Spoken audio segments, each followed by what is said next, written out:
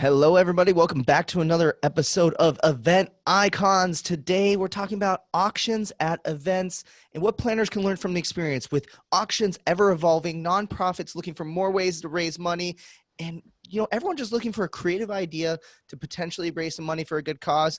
That's what we're talking about today. Our guests, Kelly and Tony, are going to crush your mind when it comes to amazing auction knowledge. So get ready. This is going to be a good one.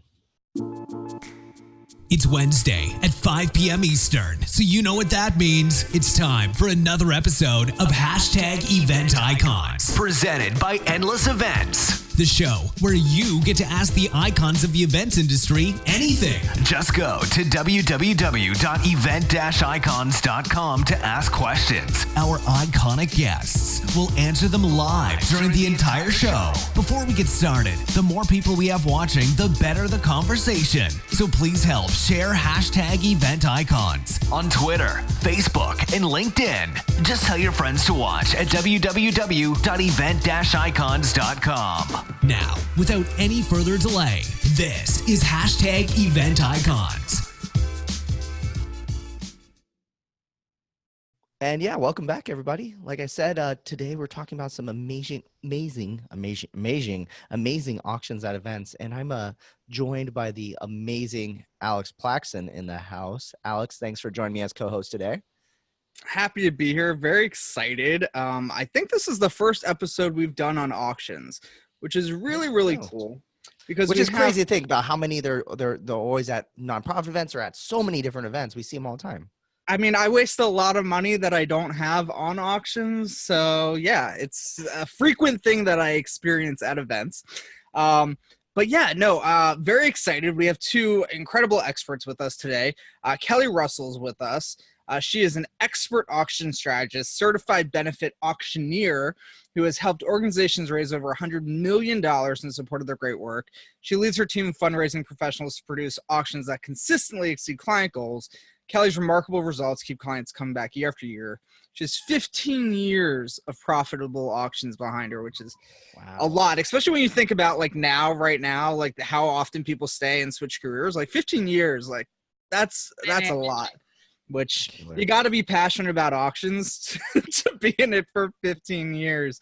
But, her passion is coaching nonprofit organizations and schools on how to maximize the revenue while eliminating wasted time and effort.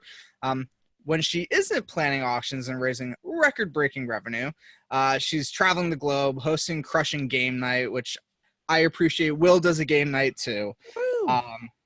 Or relaxing with a fizzy beverage among friends in the great outdoors. Kelly and her team are dedicated to one mission, powerful fundraising for positive change. Kelly, thank you for joining us today. I am delighted to be here. It's a lot of fun. Thanks for having me. Yeah, absolutely. And of course, we can't forget Tony Rissley. He is in the silent auction business for over a decade.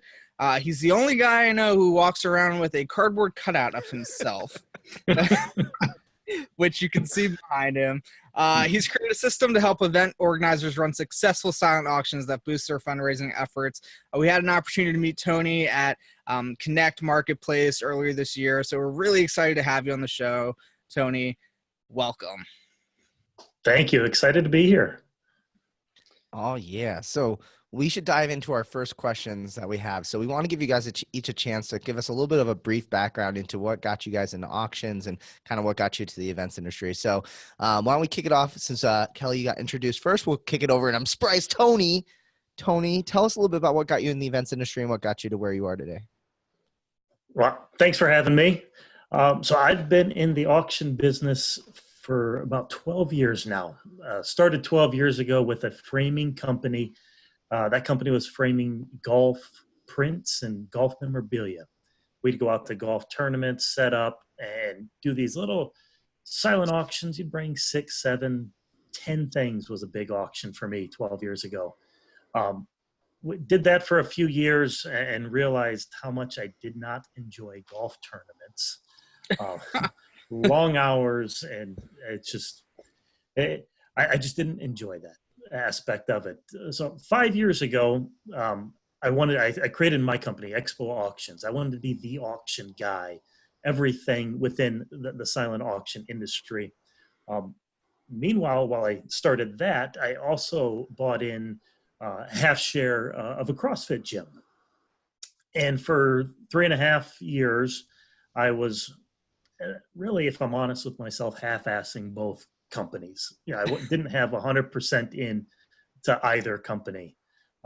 And so I sold my shares last September of the gym and went all in.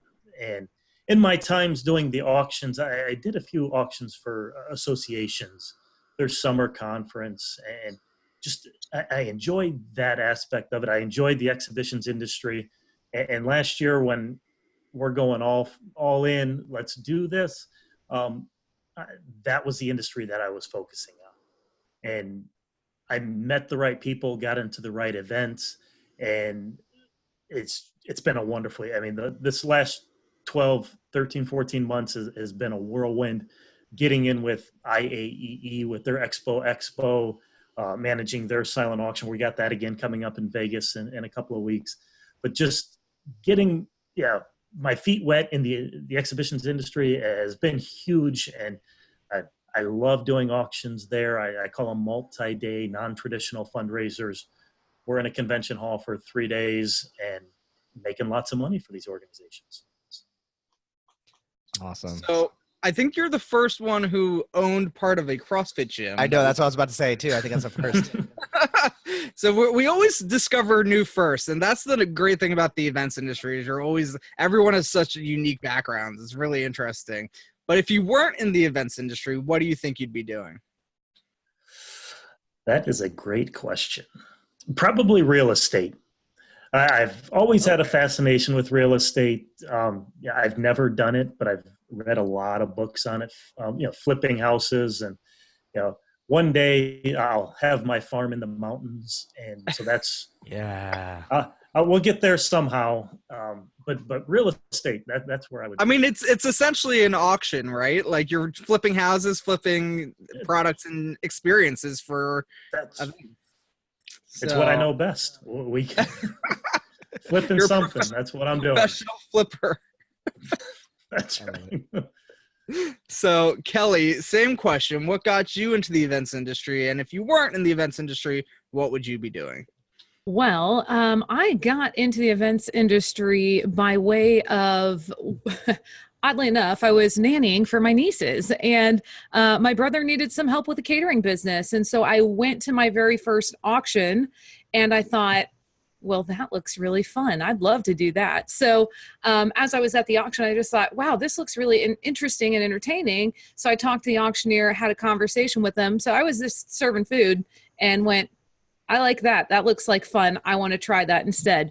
So I learned from I was an apprentice auctioneer for an auctioneer in town, and we had a great time learning how the business worked. And then I just kind of built my own company out of that. So I got the opportunity to learn and be under the wings of some really, really talented folks that wanted to help me be great at my craft. So I was very, very fortunate in that. So it was an accidental thing. I wasn't planning to go into auctioneering. I am a first generation auctioneer. So it wasn't anything that I intended to do, but I found a great passion for this work. So working with nonprofits to help showcase their mission and to help them raise the funds they need to go out into our communities and make the world a better place. It's just the absolute best. That's awesome. Oh yeah. I love it. I love it. If I weren't doing this, I'm going to sound very unoriginal, but with good reason. I would also probably be in real estate, and that is because my entire family is in real estate. My mother and father owned a real estate company when I was growing up. My sister and brother now are running that real estate company, and so I would probably be there with them, or I would be in the theater doing something fun on a show somewhere. So one of those two. Very cool. Very cool. Awesome. Now we do, before we get into it, Will, we have to ask you, do the voice, do the auction voice. Oh yeah. The auctioneer. We need proof that you're the real deal. All right. So you can sell anything, folks. It can be a tangerine. Let's get it going. Someone start us out. How about $1,000? It's 1,000 been to 1,250, 1,250 been to 15, 15, now 17 and a half to 2,000, and 2,000 been to 22 and a half, 25, and 2,500 been to 27.53. $1,000 sold it for $3,000. Alex, I'll need the check a little later. Just send that to me, all right? $3,000 for a tangerine. Oh my gosh. Expensive tangerine I've ever bought. It could be anything, really. I Better mean, be so good. raspberries sell for $7 a pound. You know, it's all good. Well, I mean, like one of the cool tips I think that's probably coming out is that you bring up a good point though before we even get into the meat of it, is that like when you're starting off your live auction, it's always good like start by auctioning off a fake item. So then that way you can kind of like get everyone hyped up and excited and kind of get everybody participating and kind of used to raising panels. That was like one of the coolest things I recently saw at an auction. I was like, oh, that's smart. You should do that. There are lots of different techniques. Some people like to sell an item that's kind of a fake item. I like to sell an item that really showcases the mission of the organization. Because for me, I really prefer to push the mission to be in the front of everyone, because that's what it's about. It's about raising awareness as much as it is about raising funds. Rather than just a tangerine, right? I don't always sell tangerines. I do that on the side, you know, when I got a tangerine there in Oregon. This is a tangerine association, Will.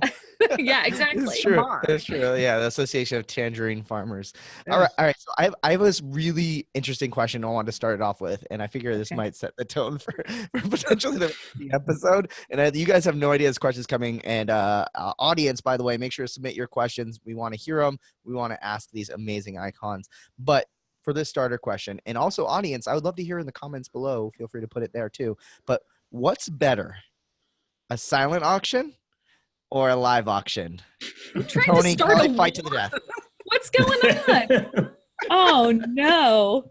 All right. So if you didn't pick up on it earlier too, Kelly's primarily live auction, Tony's silent auction, and obviously there's a lot of times people sometimes do both, sometimes they pick one or the other. But I'm curious to know like kind of what are the pros and cons of each model. All right, Tony, you want to start or you want me to? Go ahead. I'll rebuttal your response.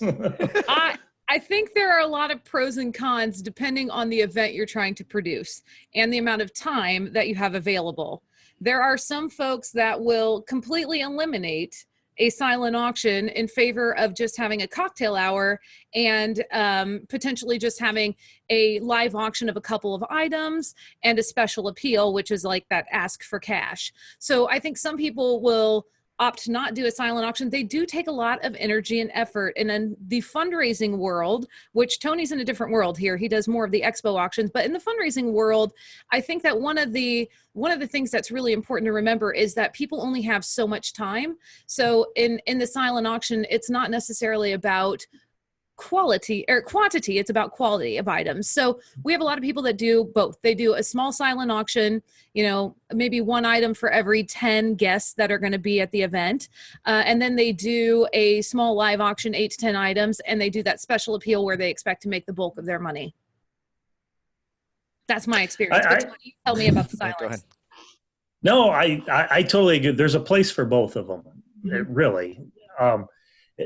In the events and the exhibitions industry, the conventions, trade shows, conferences, I think a silent auction is more beneficial. You have more time. You got 2-3 days to do this. And I've taken all bidding online and on your phone. So there's no pen and paper. We don't do any of that. So there, a silent auction would be ideal.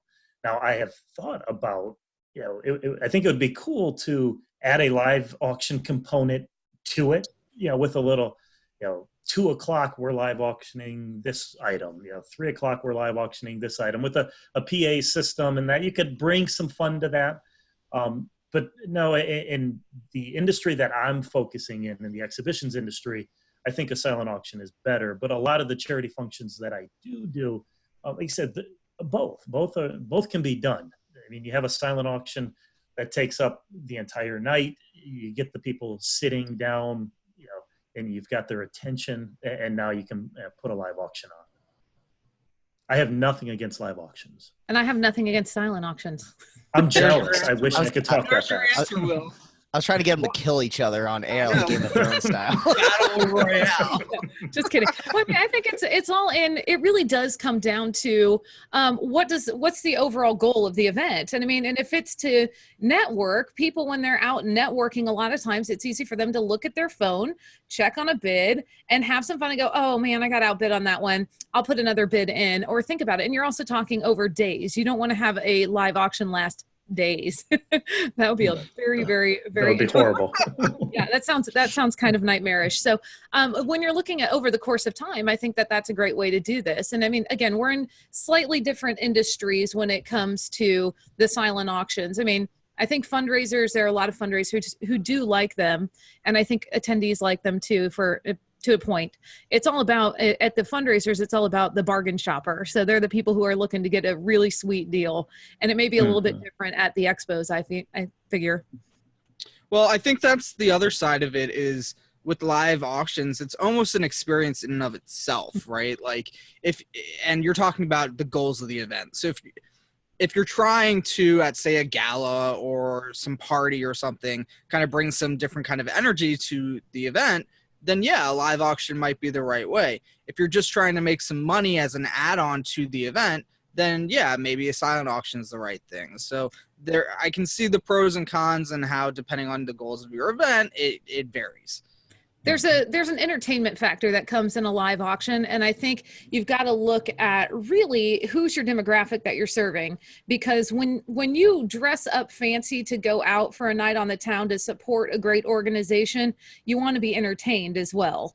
And so you need that professional on stage who can have some fun with you, who can get the crowd excited to give, get them, ready to open up their wallets and max out all their credit cards in the nicest of ways.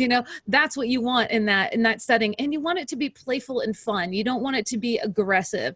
In a silent auction setting, for me, I think that's a place where you can have some fabulous packages that are out and available, but sometimes you just need, you just want to go, I'm here to network, and I'm going to network first, then I'm going to come back and maybe look at that silent auction package. I don't know if that's true for you, Tony, but yeah. And to add to that point, at a convention, they're walking around looking at booths and talking to people and networking. They see that silent auction over there. It gives them a time to kind of step away and enjoy that, get a breather. And the proceeds at all these conventions go back to something, be it the foundation of the event. I do a couple where they give back to whatever town they go to. So it always is that charity or that giving back aspect, but it's stepping away from the hustle and bustle of why they're there for the convention. I do like that idea of a silent auction is almost a personal experience, whereas a live auction is a group experience. Live auction, people give at a live auction most of the time to be seen. They want people to see them giving, and that's a big difference. Some people want to silently go and place a bid on an item and happily and anonymously purchase an item. So there are different tactics in play for both. And to that personal point, the stories I've heard, I'm buying this because my brother loves this, or my dad loved the Beatles, and I grew up listening to the Beatles. So yeah, there is that personal aspect of it, and they don't get to share that story if it's a live auction. But because I'm there, we get to hear that story of why they're bidding on that item. I think it's interesting you bring in like the factor of like that, the ego, and we brought right back to the attendee and the demographic. Is that like, if you have a ton of maybe I compare term egocentric attendees, maybe they want to be seen giving their money. And maybe, for example, maybe if the way you factor that into a silent auction is maybe doing like some sort of leaderboard or something like that, where it's very, very visible rather than just one single place. And obviously there's a ton of different options. I'm sure we're talking about like tech and how we can implement it in these days as well. I'm curious to know, I think a lot of people here have either, if they've planned a nonprofit event, they've probably had an auction at some point, right? It seems like it's kind of the thing that might be maybe auction fatigue might be starting to happen. So I'm curious to know, with nonprofits struggling more and more every single year, and they're saying, nonprofit funding at events is down. Well, we have to create these crazy experiences, yada, yada, yada. How can people really use auctions successfully now moving forward from this year and many years to come? Feel free, either one of you, jump in on that. All right. I'm happy to jump in. I think that auction fatigue could be a thing that is kind of starting to happen where people are, and I think I always equate it to things that are going on in the world. I look at the greater scheme of what everyone's doing. And, I do find sometimes that my clients will, because there are only 2 or 3 people on their team and on their staff, they decide it's better for us to not do a silent auction. And I even have clients who go, Kelly, we don't want to do a live auction. And I go, oh, okay. So they don't want a live or a silent auction because they don't want to have to go out and procure the items. They don't want to have to do any of that. And so when you have someone like Tony who can just bring it in and it's a plug and play, that's wonderful. But the people that don't want to do all that work to go procure those items because they just have too much going on, sometimes it's better to spend your time procuring a donor than it is to procure an item. So you might get a $50, gift certificate from someplace, but what if you spent that same hour going out and sitting with someone and having coffee with them and getting them to give you a $5,000 or $10,000 donation to your organization? So if you get a $5,000 or $10,000 donation, you're in a much better place than if you got a $100 gift card or a $50 gift card, or if you went out and you were pounding the pavement for an hour and you ended up with like $200 worth of things and stuffs, right? So, I mean, it's one of those things that like, I look at that and I go, okay, where's time best spent? So a lot of times I don't just facilitate live auctions. We facilitate that special appeal, which is the opportunity to just tell the story of your organization through one of your clients' eyes and to really connect people to your mission and connect them. They're in the room and you're bringing your mission into the room with them and really showcasing the work that you do. And that appeals to the people who like to write a check. And then, they're like, thanks so much. It was a wonderful evening. They're the philanthropists in your room. They're the people who want to just write you a check and say, go do your good work. Thank you so much. This was a beautiful night. And so I think there's, there are opportunities where some people are saying, oh gosh, we just don't have the time, energy to do a live auction at all or a silent auction. And so we're going to skip both in favor of that special appeal. But they build their whole entire event up to a peak, which will then take them into that appeal. And that appeal is where they make all their money. I find that that's the place where most people make the most money in any event anyhow. So for me, that's one of those things that I see a lot. But I mean, I don't know that there is auction fatigue necessarily. I think every event has to be slightly different. You have to find something creative within your own organization. Tony, what do you say? I've seen that auction fatigue out there as well. And that's where, as my company transformed from a consignment company into that full service management company, is I saw that like these staffs are small, but they want to do something. But they just don't have the time or the energy to do that. And for them, if they can reach out or send an email or send an ask for some items and they get a few items donated, my ability to come in and supplement that with the wide array of consignment that I have, they love that. And for the auctions at these exhibitions events isn't the focal point. It's an add-on. It's an add-on experience. So, for me to come in and put up the consignment and make it look good and do all the work and write them a check at the end, they're happy with that. So they don't have to do that. But that's where, my in has been and my selling point is you don't have to manage this. Let me manage it. I love managing silent auctions, but it's a lot of work for people. Yeah, I think that's really interesting, Tony, because you hit on a big pain point that I think is one of the reasons why auction fatigue is there, is all that work that goes into getting those items.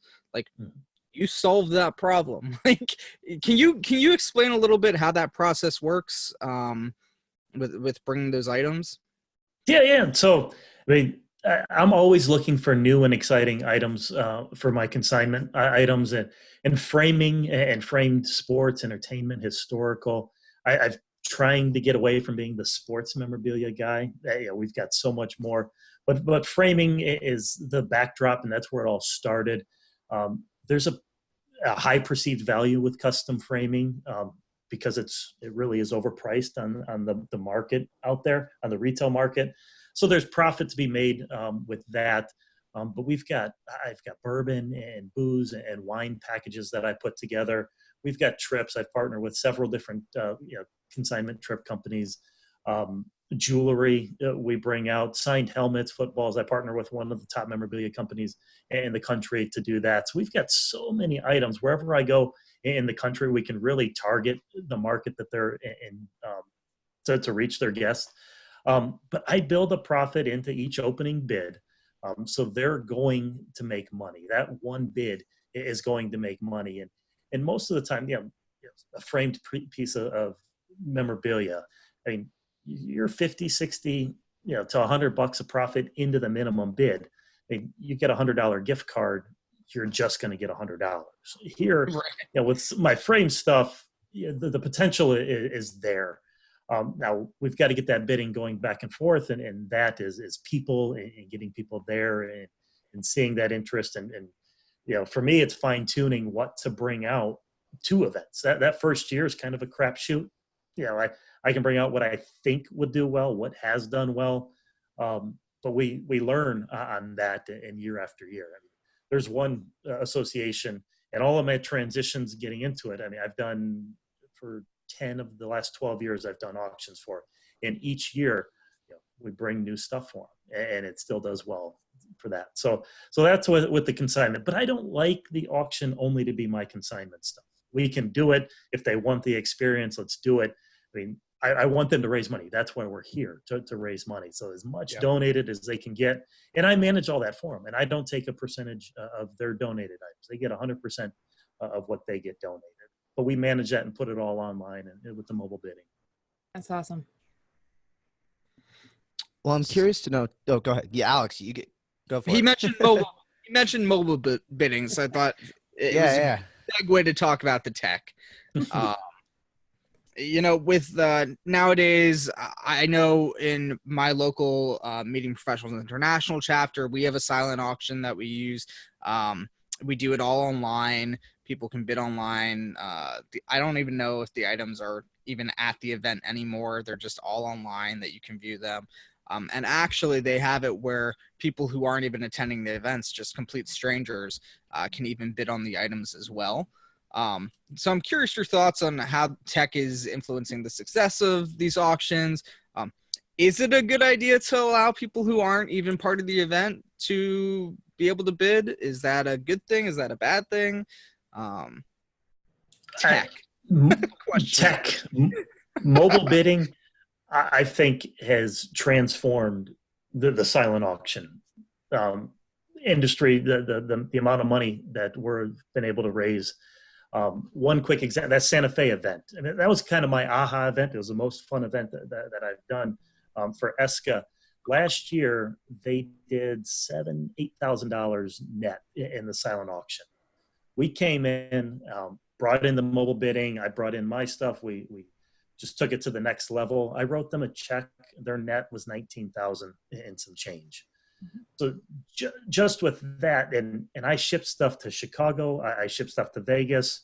I drove from Atlanta to Santa Fe with my stuff. So I drove back and stopped and delivered a couple of items in Dallas. So the amount of people that weren't at the event that bid on items and won those items was huge. And at the end of the day, we're there to raise money. I don't care who bids on the item, as long as they pay for it. Like, we're there for one common cause. Right. We want to make money. So I think mobile bidding, without a doubt, and being in the industry for a while, I didn't want to get rid of pen and paper. I think it was, but for me, if I'm honest with myself, I think I was just lazy, because there is a learning curve. I mean, you've got to be there in case people don't know how to register, how to get the items going. We don't have an app or anything. It's all text-based. Very, very simple, but we're there and present and teaching them. But once they get it, they're bidding when they go back to their room, at dinner, laying by the pool. especially if it's multi-day convention, you've got 2-3 days to capture their attention. They leave. That's the other thing. There's people that would leave. Well, I'm not going to bid. I'm not going to be here. So, I'm just not going to bid. I'm not going to participate. And now, please participate. You can bid on the phone or on the plane while you drive. Their money spends the same way as the way I look at it. So whether you're there or not, your money spends the same way as anyone else in that room. So feel free to go ahead and place a bid. I love mobile bidding. I think it can be such a wonderful asset. The one thing that I always request of my clients is that when it comes time to shut down the silent auction and the mobile bidding, to shut it down before you go into the live auction, because there's nothing worse than having your money wrapped up in an item that's in that silent auction and you came in with a budget. So if you happen to find one of those great trips or great experiences that Tony has available in that silent auction, and you've got your eye on something else in the live auction, and I'm sitting there trying to sell it, and you're going, but I might be stuck with this other thing for $2,000, but I want to bid on this package. It's really great. You're stuck trying to juggle. What do I do? And so I think that's one of the places where I see folks that tend to, they try and extend that silent auction. And I'm like, y'all, just close it down, shut it down. It's time. They need to know how much money they have in their budget so that they can bid on the live auction and give you cash. So even if they're into an item for $250 or $100, if that's all they have to give and they get outbid after your special appeal, you lost them. They could have given you $100 in your special appeal. One of my biggest pet peeves is extending the silent auction. Oh, mine too. I hate it with passion. And with mobile bidding, hey, the system shuts down. This is the time the system shuts down.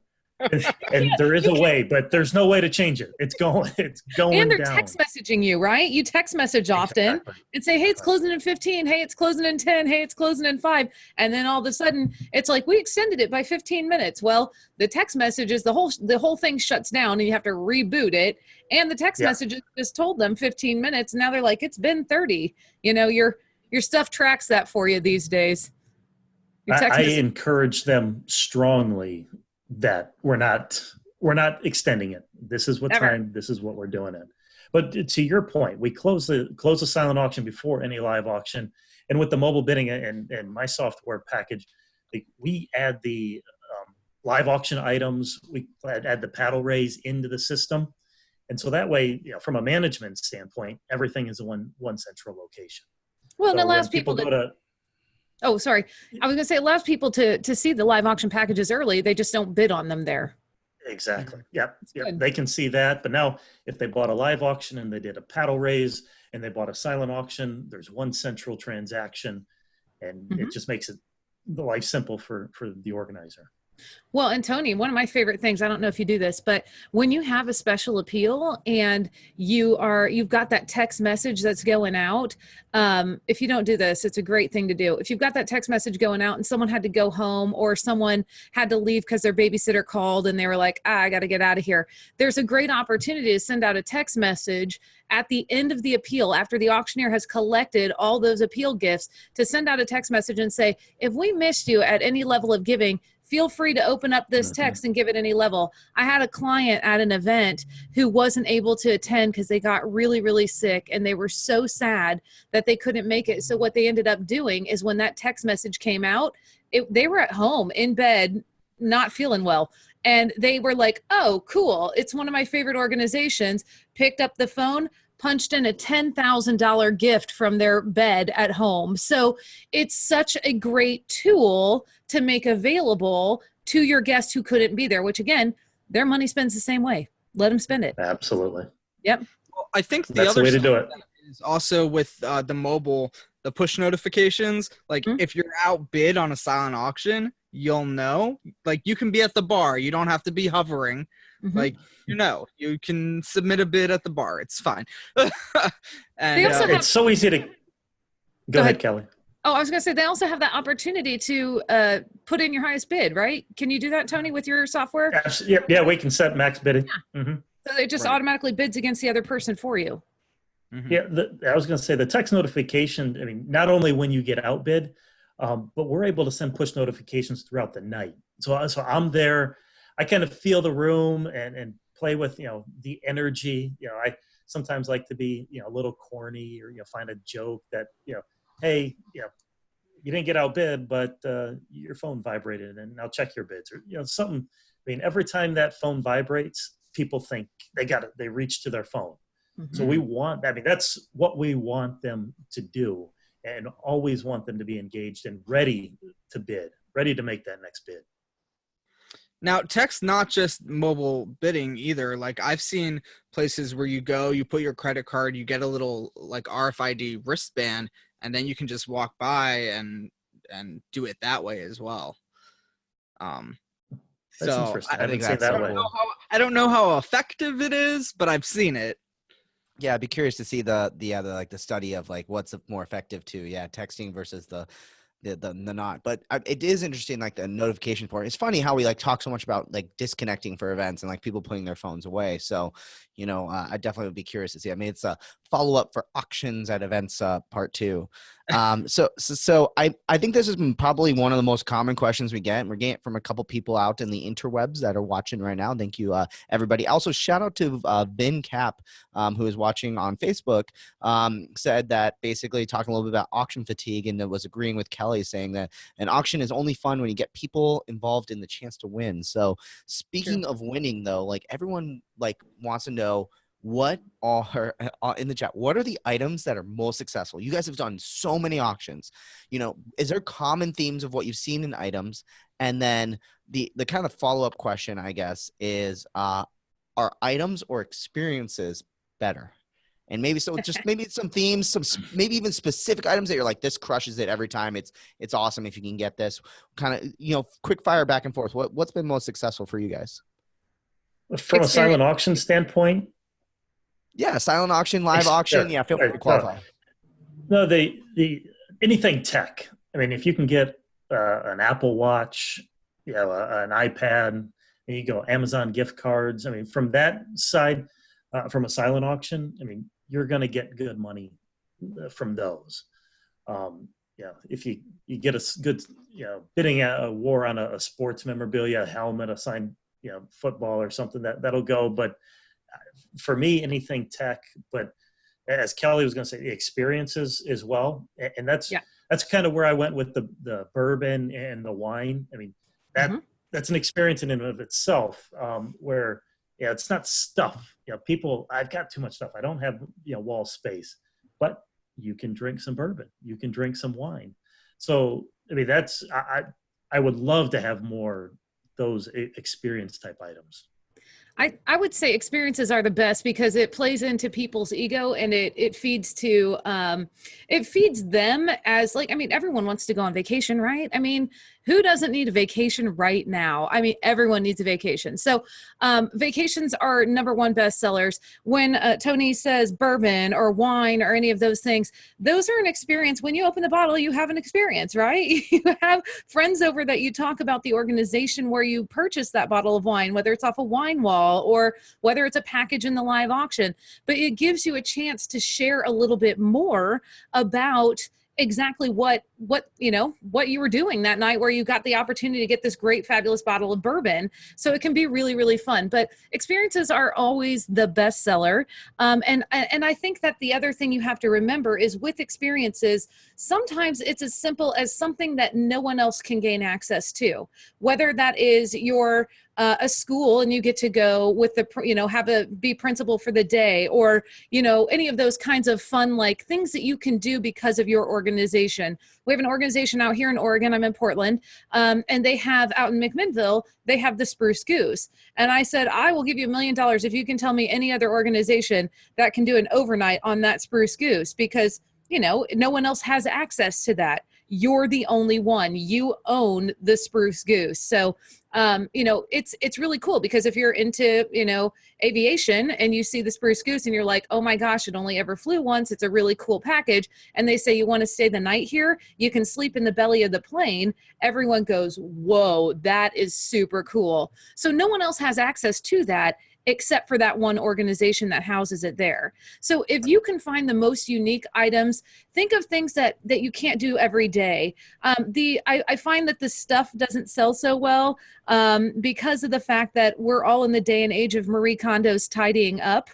So if you've seen that show at all, everyone's getting rid of stuff. They're getting rid of all of it, and they're tidying up their houses. So while that beautiful vase looks really nice in your silent auction, and I think it's pretty, I don't want it in my house, and it doesn't bring me joy right now. So if it doesn't bring me joy at your auction, I'm not going to buy it. So I think that's something that you have to take into consideration. Experiences by and far, whether they are local, specific, or something really exotic, whatever they are, experiences will always sell the best at your events.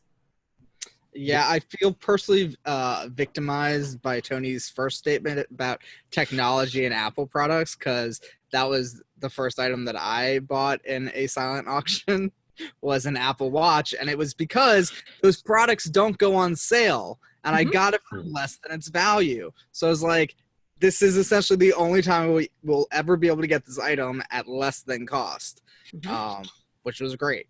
So yeah, I get it. I'm curious to know too, are there any what was the most popular, most successful item that you ever saw, and why do you think it was successful? And then I have an example of one that I'm curious to know why you guys think was super successful. So something that you were like, wow, this just crushed it, raised so much money for the organization, and I think it was popular because of this. Oof. Interesting question. Every group is so unique that makes that a really difficult question for me. And I'm assuming Tony might be thinking the same thing here. I see a lot of vacations that we sell. We do know we work with consignment companies as well. And we see Mexico vacations sell very, very easily because accessibility from Portland to Mexico is pretty easy. So, I mean, it's always different with every single organization based on their demographic, where they are. I've seen stuff sell really well. I've been in Indiana. I grew up in Indiana, and I've done some events back in Indiana, and I can sell sports memorabilia like hotcakes there.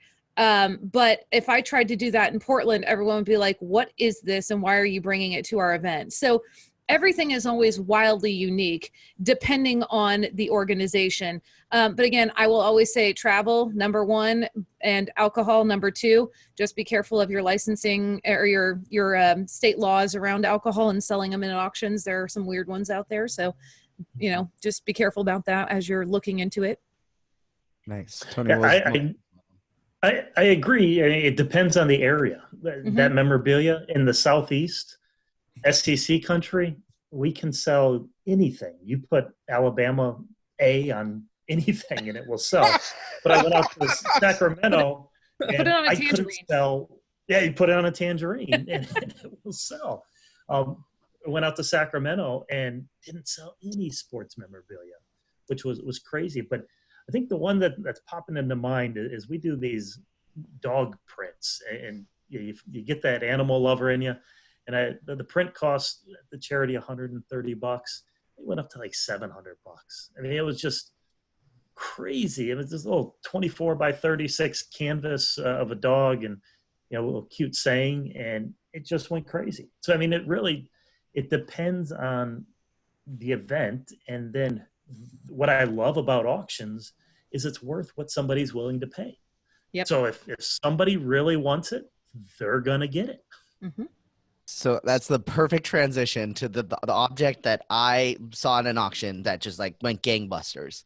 And I want to know why you guys think this was successful, and maybe there's some learnings potentially from it for the psychology of how, it was a live auction, I will say. And they auctioned off a golden retriever puppy. And it by far was the most popular item. So to give you an idea for this organization, it was they had to raise $5,000 to build a house, each house they built. And so they sold it for, I think, $20,000. And which for me is I'm wow, that's must be an amazing puppy. I don't know how much golden retrievers really are, so I'm sure they're less than $20,000 though. But why do you guys think that a dog would be able to raise that much money? Oh, I got a lot of feelings on this one. And to feel free to talk about it. I don't even know if it was a good idea or a bad idea, but obviously it raised a ton of money for the organization, right?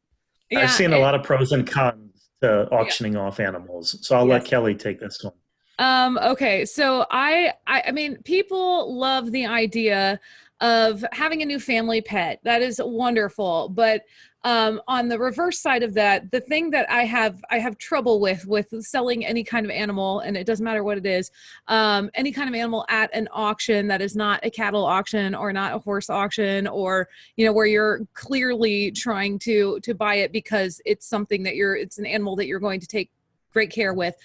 People love animals because it's right there in front of them. If they brought that dog out and they put that little puppy in front of you and you're like, oh my gosh, little puppy, you're so cute. I just want to hold you and pet you. And oh my gosh, I have to have this animal.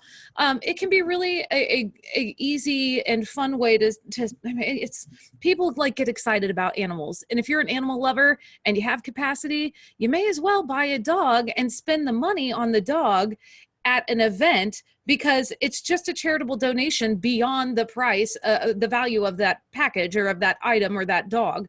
But I will say this, I do have strong feelings about selling animals at auctions, because sometimes you get someone who will buy an animal at an auction and you will hear them say something terrible later as they're leaving, like, oh, I'm just going to put it on a chain in the backyard. And that's never good. So I always caution people, if you're going to sell an animal at an auction, please, please, please, please, please make sure that you have someone check out that home. Make sure you have someone check on that animal in a couple months and in 6 months and in a year, make sure that it's being taken care of, and make sure that you package it with everything, all the vet, get a vet to be a part of that package for a year, so you can know that that animal is going to be taken care of and healthy. It's one of those places that I really shy away from, but the reason it's so exciting is because people are going to give a charitable gift anyway. If they were planning on giving $20,000 at the appeal, I can bounce it back and forth off of another bidder and go all the way up to that $20,000 mark and still get something for my money. Which is exactly what happened. So that makes a total sense. Tony, any other thoughts? No, she said it perfectly. I've never auctioned off an animal, but I've read about it. But I agree, with everything she said there.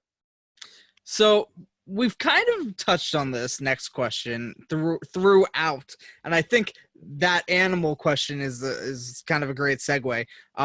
What are the biggest mistakes you can make when it comes to auctions, besides selling an animal? Oh, all right. Tony, you want to start first? I either way. You want to talk? Yeah, I think from a silent auction standpoint, and especially in the exhibitions industry and at conventions, signage and location are two things that can screw an auction up really, really bad. And it happened to me in Vegas. We were off the beaten path, especially a silent auction at a convention. They're not there for the auction. So it's all about numbers. I mean, we need to see every one of those 10, 15,000 people walk by. So 30, 40, 50 of them can bid. So the location, as with anything, and then signage and letting people know why they're there. And that's the one thing that's gotten lost. I've tried to do better at that and relaying that to the show management is, why are we having this auction? Highlight the foundation, highlight the giving organization, so people know. Not everybody asks; they kind of know, and they assume that the money is going to something. But when they see a sign, they're that much more willing to participate. Go ahead. Kelly, what about you? I agree with that. I think that biggest mistakes in a silent auction, or excuse me, in a live auction, I'll take the live auction side of this.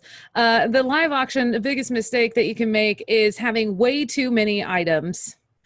People think more is more, and let me just tell you, it is not. No one wants to sit and listen to an auctioneer for 3 hours to sell 60 items. That sounds like a nightmare to me, and no one wants to do it. Back in the day, we had people selling 40 and 50 items at an event, and you had to just crank through them, and nothing really got any kind of really great recognition in a live auction, and also it didn't garner the amount that it should have, because, oh, I'll just wait and get the next one when it shows up 5 items down the line. There was always something else that you could bid on. So we found that the sweet spot for a live auction is 8 to 12 items. 8 to 12 items is all you need in a live auction. I also want to say, for the special appeal, in the part where you're asking people for cash and you're looking for that money to come in without any kind of strings attached, it's just unrestricted funding. I think it's really important to do 2 things in the special appeal. One is keep it as unrestricted funding. Do not say this amount of money will do this at this level, and then at this level it'll do this, because what that does is, in many states, it restricts your funding for those specific programs. So then you may have a situation. We had a client of ours, and this is sad, they had like $2.7 million sitting in a bank account for a pool that they were going to build, and they were laying off staff because they couldn't touch that money because it was strictly restricted for the pool. So we hate when that happens. So we talk about unrestricted funds. That's first and foremost in the appeal. Second, in the appeal, you have to get pre-committed donations. You can't, an avalanche doesn't get momentum. There's a tipping point that happens when you build it. So when you're going for that tipping point, when you're going for that, getting that big money in your appeal, you need to have people at every level. You need to have people pre-committed, ready to raise their bid cards, because as soon as they raise their bid card, someone else might be willing to. But the one thing I find is that if there's not someone leading the charge, you'll find out that you won't gain any momentum in that appeal, and it'll fall flat, and it'll just be like crickets in the room. And if you have a huge giant gift at the top level and then you don't have anyone for a couple levels, it just sucks all the energy out of the room and all the momentum that you tried to build. So there's a lot to creating that momentum and making sure that you are focusing and getting people ready to raise their paddles. And the more you have at a level, the easier it is to create that avalanche of giving. So it's like influencer marketing. Yes.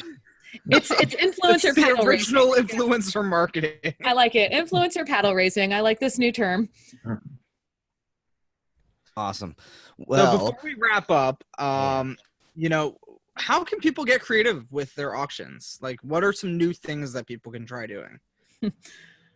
Oh, I think everyone's got a whole lot of new ideas out there. We've seen people opt for a lot of different revenue generators. There are a million different revenue generators that you can do, different kinds of raffles, lots of things that are fun. One thing I will tell you that in my experience, people are starting to talk about, hey, let's have a standing auction. Let's let everyone stand up and make it more like a cocktail hour. But if you have them standing, you're telling them that the party's the most important part of the event. Please continue to cocktail and have a party. So if fundraising is your biggest focus, it's really important that every single thing you do, you make people comfortable so that they can focus their energy on the fundraising. If a party is what you're going for, then throw a killer party and have so much fun with it. But again, you've got to decide, are you fundraising or are you fundraising? It's one of the two. I think there's a lot of different ways you can make it fun and exciting, but you got to talk to the professionals and the people that you're partnering with and tap into their brains, because they know what works and what doesn't. I see 80 events a year. I see a whole lot of them every single year. So I know what's working after watching 80 events throughout the course of the year versus someone who's like, well, I've done this event for, 40 years and I know what works here. Okay, but there are new ideas that are coming around, and just watch what other people are doing at their events. You can pick it up and move it to your event. Just make sure it makes sense what you're trying to add to your auction. If you're still using pen and paper, you're missing out. It baffles me how people spend the money on a mobile bidding service. And if it's, go within your budget. There's plenty out there. There's free services out there. There's discounted. Find what works for you. But for the love of everything, please stop using pen and paper. You're missing out on revenue. Tony wants you to go green. I like it. Go green. Absolutely.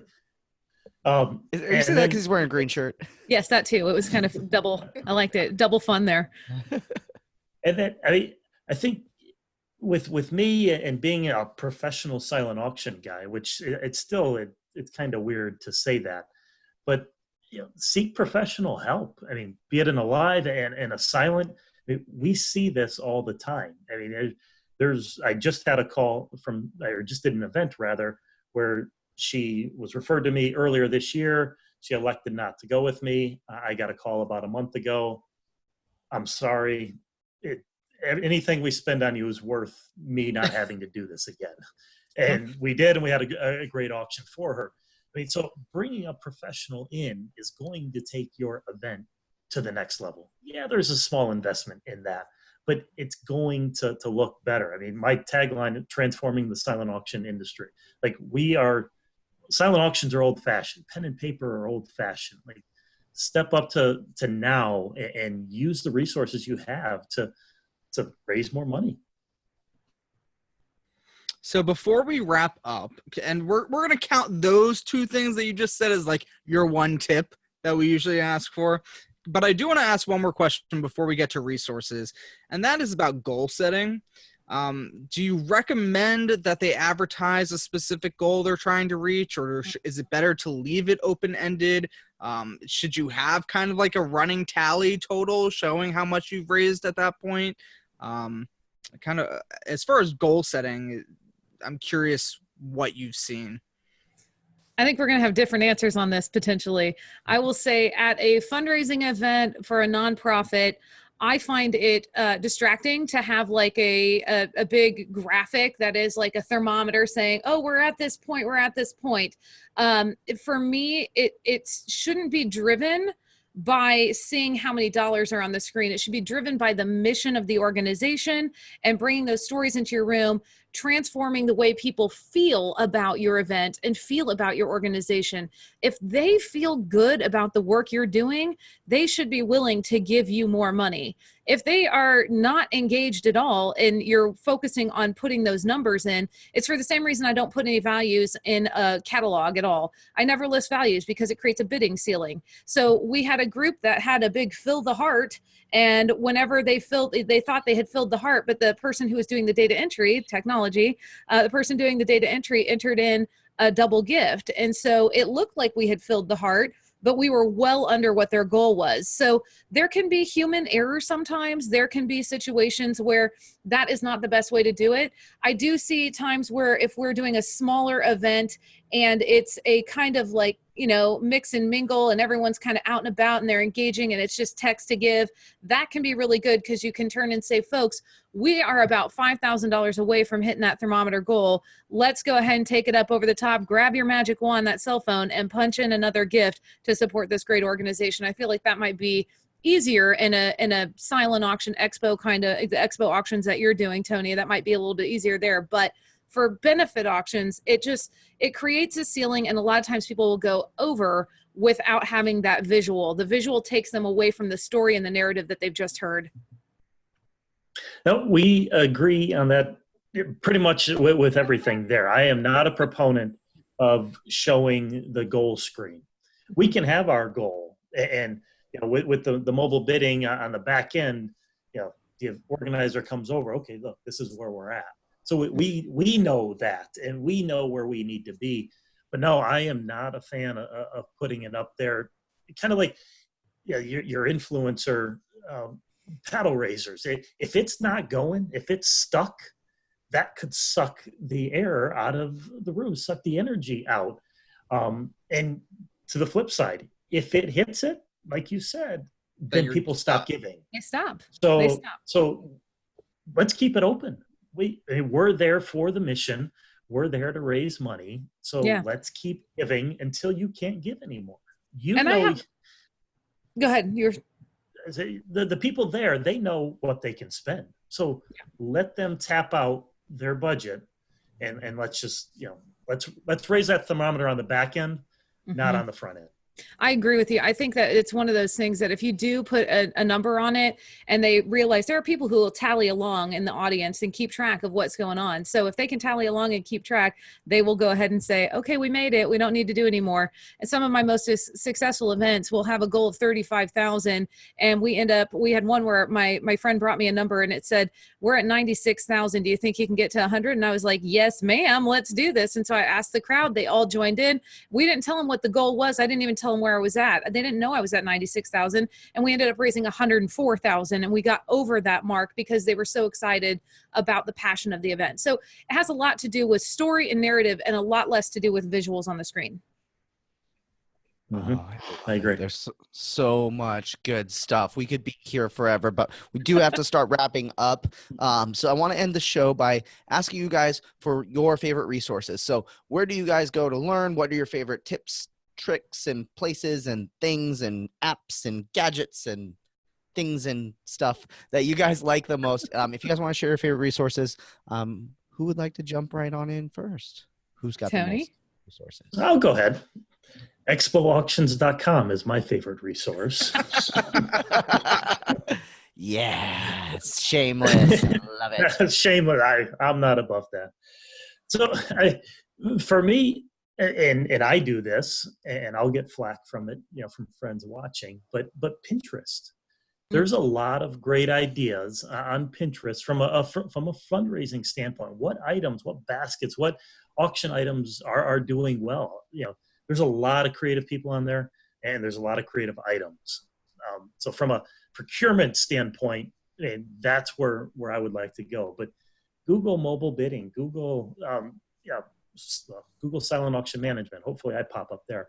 But there's a lot of different, like I said, get rid of the pen and paper. I don't care who you use. If you don't use me, use somebody out there that is going mobile with your bidding. Awesome. Good. I will echo the Pinterest. Pinterest is a great place to find some fabulous ideas if you're out and about looking for stuff. Personally, I go to a lot of events. I talk to a lot of other fundraisers and a lot of other fundraising auctioneers.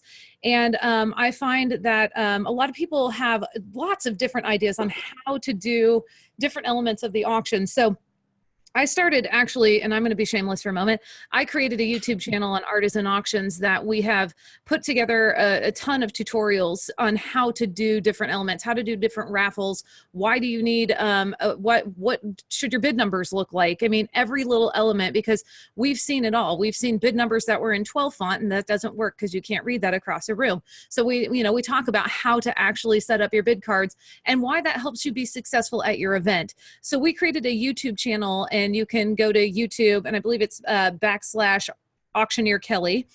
You can go there or type in Artisan Auctions. You'll be able to find it there. And then we also started a course. We created a full course called Benefit Auction Jackpot. You can go to benefitauctionjackpot.com and learn a little bit. There's a free course there right now to get you started. And we are launching one that is particularly set up the fast track for full events. It's the Jackpot Express. It's how to set up your full auction, and it will be available coming soon.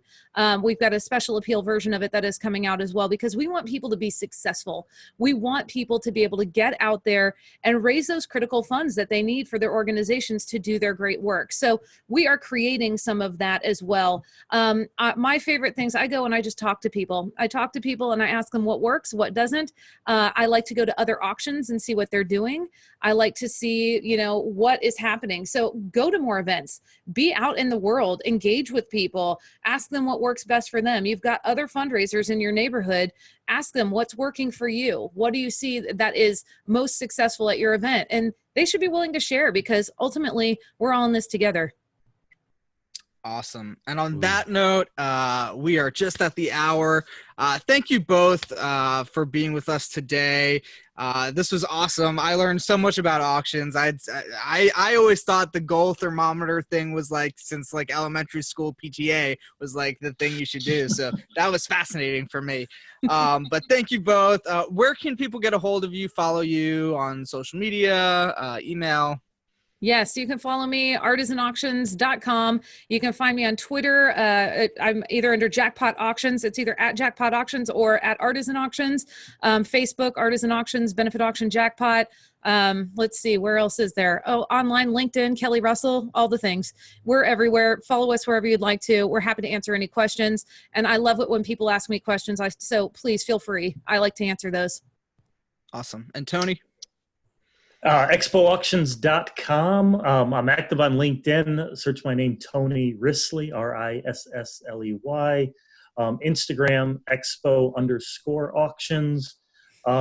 I've got these little stickers. If you want a sticker, email me at tony@expoauctions.com with your mailing address. I'm going to send you this little sticker. You put it on anything you want. I'm doing that right now. Please do. Awesome. Well, thank you both again. Thank you, Will, for co-hosting with me today. Thank you, Alex. For those who are familiar with Event Icons, you know we record live each Wednesday at 5 p.m. Eastern at www.event-icons.com. Episodes are available the following Tuesday on all your favorite podcast apps, but the best place to watch is live at event-icons.com. There you can see show notes, links to all the resources that are shared, and join the chat right there on the page. As always, we want to know what you think, who you want to see on the show. Contact us, hit us up on social media. Let us know who you want to hear from, what topics you're curious about, and we'll make sure that we get them on the show. But that's it for this week of Event Icons. Thanks so much for joining us. Thank you for joining us for another amazing episode of #Event Icons. To catch all the bonus content, resources mentioned, and an invite to our Facebook and LinkedIn groups, Head to www.event-icons.com. Also, let us know what you thought about this week's episode. Share your biggest takeaway. Just tag your post with #Event Icons. We'd love to hear from you. Thank you again for joining us. We'll see you next Wednesday at 5 p.m. Eastern, right here on #Event Icons.